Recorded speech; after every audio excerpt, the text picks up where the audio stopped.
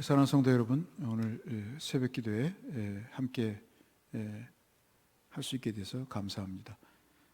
2020년 12월 28일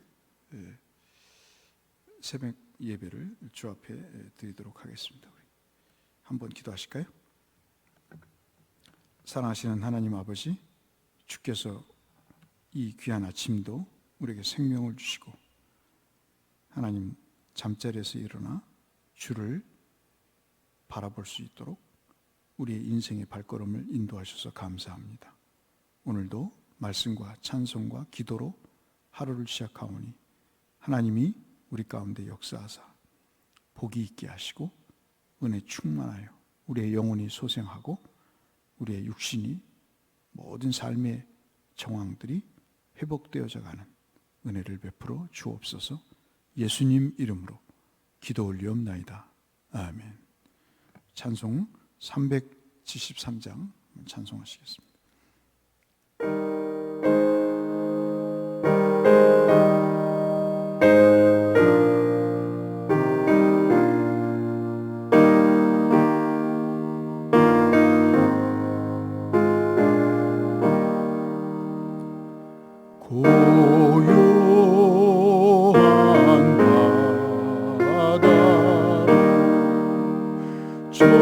천국 향할 때 주 내게 순봉 주시니 참 감사합니다.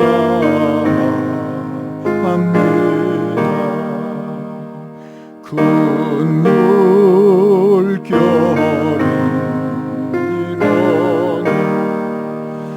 나 쉬지 못하나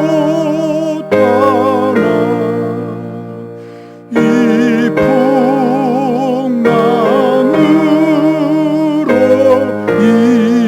인하여 더 빨리 갑니다.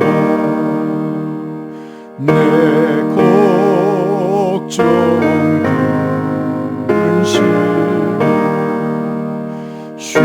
쉬옵게 하시고 내 주여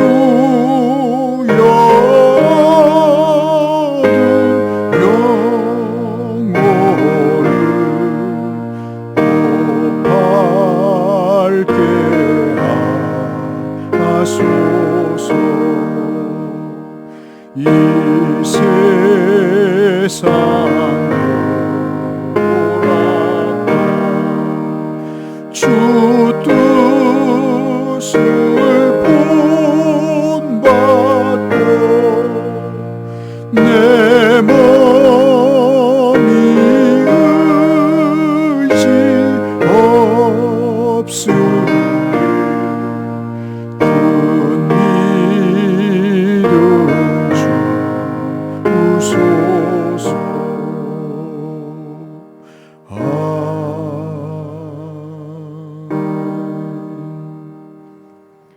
오늘 이 아침 함께 묵상할 말씀은 열왕기하 18장 1절에서 8절의 말씀을 함께 보겠습니다. 열왕기하 18장 1절에서 8절의 말씀까지만 보도록 하겠습니다. 구약 593쪽에 있는 열왕기하 18장 1절에서 8절의 말씀을 보겠습니다. 이스라엘의 왕 엘라의 아들 호세아 제3년에 유다 왕 아하스의 아들 히스기야가 왕이 되니 그가 왕이 될 때에 나이가 25세라. 예루살렘에서 29년간 다스리니라. 그의 어머니의 이름은 아비요 스가리아의 딸이더라.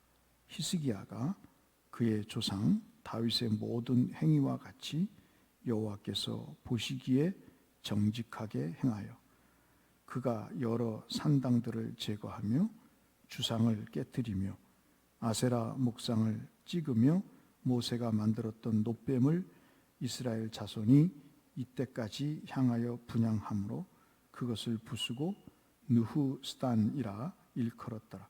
히스기야가 이스라엘 하나님 여호와를 의지하였는데 그의 전후 유다 여러 왕 중에 그러한 자가 없었으니 곧 그가 여호와께 연합하여 그에게서 떠나지 아니하고 여호와께서 모세에게 명하신 계명을 지켰더라. 여호와께서 그와 함께 하심에 그가 어디로 가든지 형통하였더라. 저가 아수르 왕을 배만하고 섬기지 아니하였고 8절 같이 읽겠습니다. 그가 블레셋 사람들을 쳐서 가사와 그 사방에 이르고 망대에서부터 견고한 성까지 이르렀더라. 아멘. 여러분, 한번 사는 인생, 우리의 바람이 있다면 그것은 형통하게 사는 것입니다. 형통은 내가 노력을 안 해도 무엇든지 잘 풀리는 일이 형통이 아닙니다. 형통은 어떤 박스 티슈의 어떤 로고처럼 잘 풀리는 집이다, 뭐 이런 식의 의미가 형통이 아닙니다. 형통에는 반드시 두 가지의 조건이 있습니다. 그것은 내 쪽이 아닌 하나님 쪽인데 모두가 다 하나님 쪽입니다. 하나님이 능력을 나타내시는 겁니다. 어떤 개인이든 단체든 국가든 형통하기 위해서 반드시 필수적인 것이 하나님이 함께 하실 때 형통이 이루어지는 것입니다.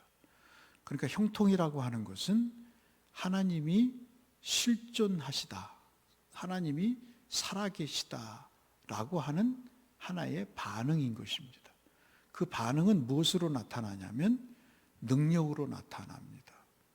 그래서 히브리 말에 형통이라고 하는 것은 하나님의 능력과 밀접하게 관련이 되어 있습니다. 그러면 사람 입장에서의 형통은 뭔가? 그 하나님의 능력을 그 사람을 통해서 나타내시는 거죠. 그래서 그 능력이 어떤 개인에게 나타나서 그 능력이 나타나는 것으로 인해서 그 능력이 주는 복을 누리는 것이 우리가 흔히 얘기하는 형통인 것입니다. 그러니까는 형통이라는 것은 두 가지의 의미가 있는 거죠. 하나님의 능력, 그 능력 때문에 그 능력의 복을 누리는 삶, 그것이 바로 형통이라고 볼 수 있겠습니다. 오늘 우리 눈에 들어오는 말씀 가운데 히스기야가 바로 그러한 형통의 주인공이었다, 그렇게 이야기를 하고 있습니다.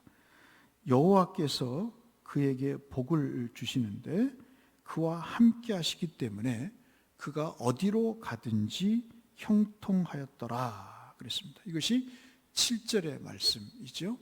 이 7절의 말씀은 앞뒤 문맥을 볼 때 하나의 큰 봉우리와 같은 역할을 합니다. 즉 다시 말씀드리면 7절이 있기까지의 과정이 있는 것이죠. 그 과정이 어떤 이야기냐면 그가 왕이 될 때 25세였습니다. 참 그때만 해도 많은 나이는 아니었죠. 25세에서 예루살렘에서 유다 왕으로 29년간 다스렸다, 그렇게 이야기를 하고 있습니다. 그런데 그 아버지가 아하스라는 사람입니다. 아하스라는 사람은 우리가 아시는 대로 우상숭배의 대표적인 인물이었죠. 그 아버지가 다스렸던 유다의 상황이 어땠는가, 그 상황을 설명을 합니다. 4절부터 그 설명이 이루어지는데 그가 히스기야죠. 히스기야가 여러 산당을 제거하고, 근데 그때까지만 해도 지방 곳곳에 산당이 있어서 예루살렘에서 제사를 드리지 않고 각자 편한 곳에서, 요즘으로 말하면 사이버로, 요즘으로 말하면 뭐 전원교회에 가서 리조트에 가서 뭐 예배를 드리는 그런 셈이죠. 그렇게 편의대로, 그것도 하나님을 섬기는 것이 아니고 이방의 우상을 섬기는 그런 산당들이 있었기 때문에 그것을 제거하고 주상을 깨뜨리며, 주상이라고 하는 것은 쉽게 말씀드리면 하나의 형상으로 만든 인형과 같은 그러한 신의 형상인데요. 우리로 뭐 비견에 얘기하면 무슨 토기나 또는 천하대장군, 여하대장군 같이 그러한 목각으로 만든 그런 신의 형상이라고 볼 수 있겠습니다. 이것을 깨뜨리며 가장 극심했던 아세라의 묵상을 찍으며, 그리고 또 하나가 있습니다. 모세가 만들었던 놋뱀이 이 시대까지 전해져 내려왔나 봅니다. 이것을 또 숭배하고 거기에 분향했다. 그리고 그것을 느후스단이다, 그렇게 이야기를 하고 있습니다. 여러분 성경에 보시면 그 느후스단을 뭐라고 이야기를 하냐면 놋조각이죠. 참 약간 비꼬는 말씀인데 놋조각에 불과한 것을 지금까지 섬겨오고 있었던 것입니다. 이렇게 이런 아버지 밑에서 히스기야가 이런 것들을 제거하는 과정이 있었다. 그가 형통하기 위해서는 이런 과정이 있었다. 그러면서 3절에 그 히스기야를 평가를 하기를 뭐라고 평가하냐면, 히스기야가 그의 조상 다윗의 모든 행위와 같이 여호와께서 보시기에 정직하게 행하였다. 도덕적으로 거짓말 안 하고 남 속이지 않고 그렇게 정직했다는 의미의 정직이 아니고요, 여기서의 정직은 옳게 갔다라는 뜻입니다. 즉 다시 말씀드리면 우리가 송구 송년 주일 예배 때 어제 말씀을 나눴던 것처럼 에메트라고 하는 겁니다. 바른 말씀의 길을 갔다, 말씀의 가르침대로 갔다, 그런 의미의 정직을 이야기하는 것입니다. 그렇게 됐을 때 그가 어떤 심정으로 했는가? 5절에 히스기야가 이스라엘 하나님을 여호와를 의지했다. 이것은 7절에 있는 아수르 왕을 배반했다. 다른 왕들은 아수르를 겁내하고 그를 의지해서 뭔가를 해보려고 했는데 히스기야는 그러지 않았다 하는 그런 내용들인 거죠. 그래서 여호와를 의지했다는 5절의 말씀과 그리고 아까 봤던 7절에 아수르 왕을 배반했다. 우리는 그렇죠, 차든지 덮든지 해야 되죠. 하나님을 의지하는 사람은 세상에 배반을 당할 수밖에 없는 그런 상황입니다.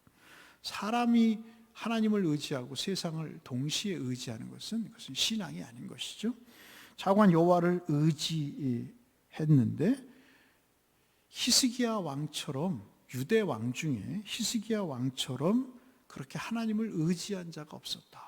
다윗보다도 뛰어났다 하는 그런 평가를 하고 있습니다. 그러니까 그의 우상을 타파하는 행적 앞뒤로 그가 어떤 사람인가를 평가를 하게 되는 것이죠.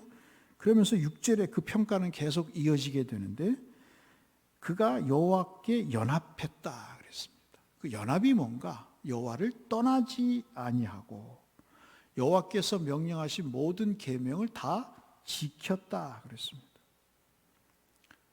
이것이 바로 하나님이 그를 형통하게 하셨던 근거가 되게 되는 것입니다.